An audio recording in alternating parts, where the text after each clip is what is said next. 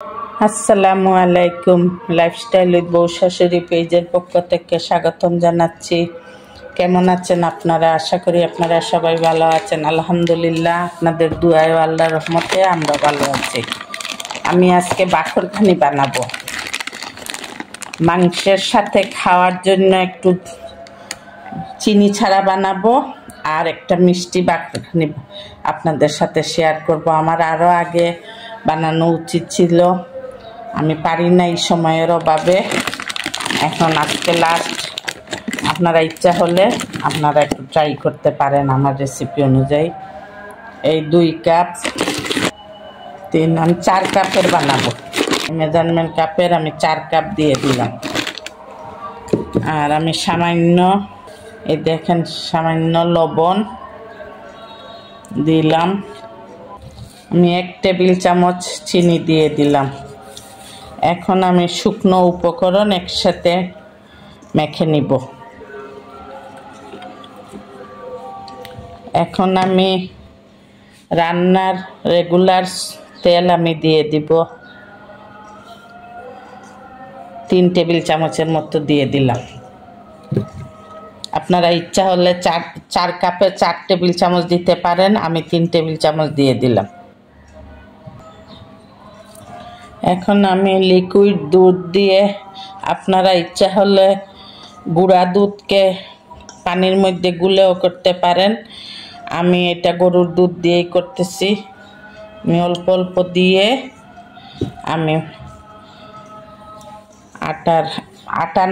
এটা ময়দা, আমি ময়ান নিয়ে করে নিব। আমি একটু নরম করে ডো বানিয়ে নিয়েছি। এখন আমি লেচি কেটে নেব। এত বড় করব না, আমি মাঝারি আকারের বাখরখানি বানাবো। আর একটা কথা বলা হয়নি, এটা কিন্তু সিলেটের বাখরখানি। আমি একটা বানাবো মিষ্টি বাখরখানি, এইটা হবে সিলেটের।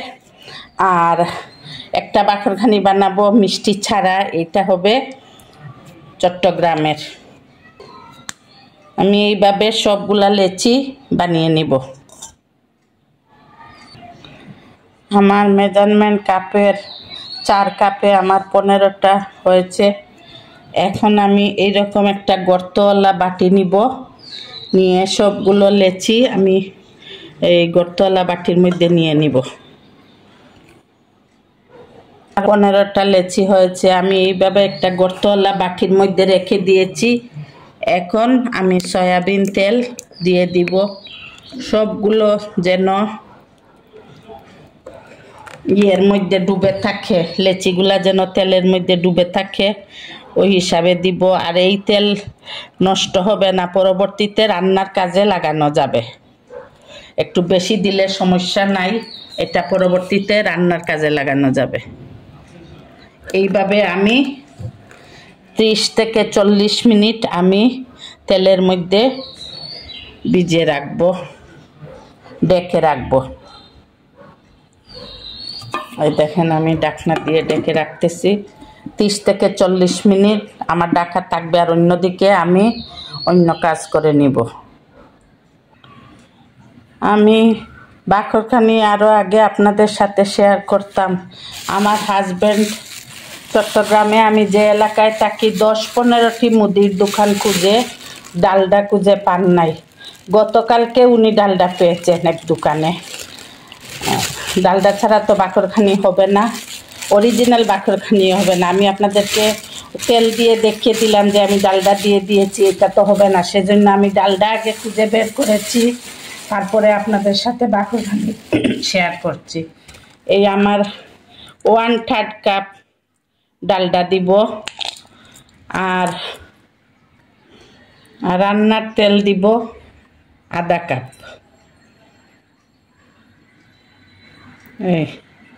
এগুলো আমি চুলায় দিয়ে গলিয়ে নিব। তারপরে আমি আমার 40 মিনিট, প্রায় 40 মিনিট হয়ে আসছে, আমার আধা ঘন্টা হয়ে গেছে। এই লেচি আমি তেলের মধ্যে ভিজিয়ে রেখেছি। এখন এইগুলা আমি গলিয়ে ঠান্ডা করে আবার আপনাদের কাছে ফেরত আসছি। আমার ছেলেরা মিষ্টি বাকরখানি তেমন পছন্দ করে না, সেজন্য অল্প করে মিষ্টি বাকরখানি বানাবো, আর বাকি থাকবে চিনি ছাড়া, চিনি শিরাতে দিব না, ওরা মাংস দিয়ে খাবে। সেজন্য আমি 1 কাপ চিনি আর 1 কাপ পানির শিরা রেডি করে রাখবো। এখন আমি চুলায় দিয়ে এই শিরাটা, কোনো তার না, একবার চিনি গলে গেলে ফুটে ওঠার পরে নামিয়ে রাখবো।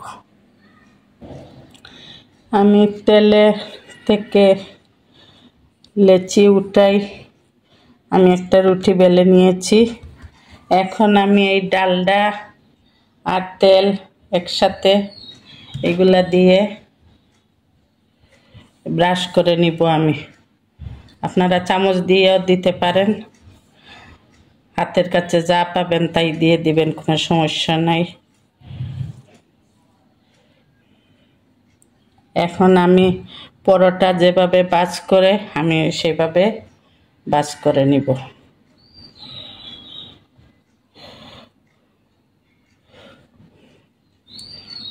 দেখেন, এখন আমি এই দেখেন এইটা মাঝখানে এটা এইভাবে আনবো, এই বাজটার উপরে বাকরখানির বাজ নির্ভর করবে।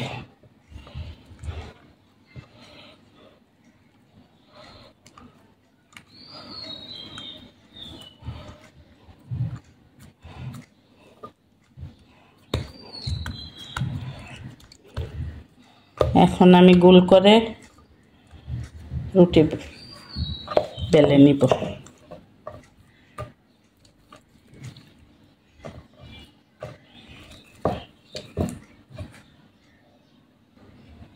এই আমার একটা বাকরখানি রুটি হয়ে গেল। বাকরখানি বেশি পাতলা করা যাবে না, পাতলা করলে ভালো লাগবে না খেতে। আমি আরেকটা বানিয়ে দেখাচ্ছি। তেল থেকে খুব ভালো করে জড়িয়ে তুলতে হবে। আমি আরেকটা রুটি বেলে নিয়েছি। এখন এই ডালডা মিশ্রিত তেল আমি ব্রাশ করে নিব।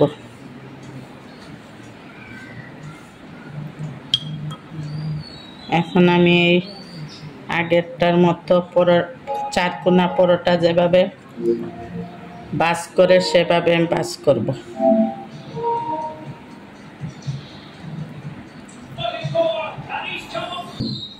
এখন আমি এই 4 কোনা এইভাবে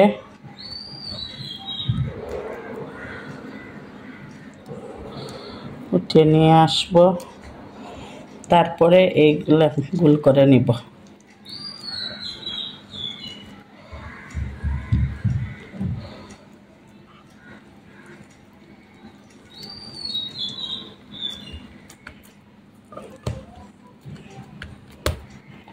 এখন আমি গোল করে রুটি বেলে নিব।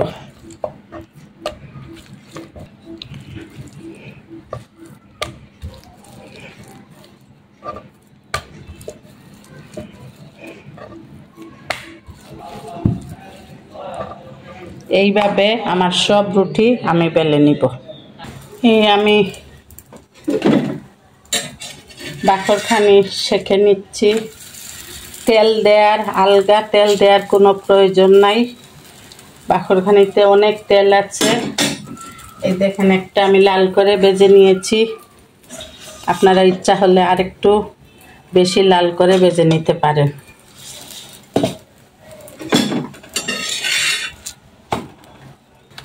এই আমার বাকরখানি হয়ে গিয়েছে। এইগুলো আমরা, এটা হলো আমাদের চট্টগ্রামের বাকরখানি। এটার মধ্যে কোনো চিনি শিরা দিব না, মাংসের সাথে আমরা খাবো। এটা মানে না, চিনি আমি ওই মাখানোর সময় যে একটু চিনি দিয়েছি ওইটাই যথেষ্ট, আর লাগবে না। আর সিলেটি বাকরখানি এতটুকু পর্যন্ত ঠিক আছে, পরে চিনি শিরার মধ্যে দিয়ে একটু সময় রেখে উল্টাই পাল্টাই নামিয়ে নিলেই হয়ে যাবে সিলেটি বাকরখানি। আমার সবগুলা বাকরখানি রেডি হয়ে গিয়েছে। এই দেখেন, এখন আমি আমার ছেলেরা কিন্তু মিষ্টিটা পছন্দ করে না, সেজন্য আমি মাত্র 4টা চিনি শিরায় দিব, আর বাকিগুলা এমনি রেখে দিব, ওইগুলা মাংস দিয়ে ঈদের দিন খাবে। বিসমিল্লাহির রহমানির রহিম।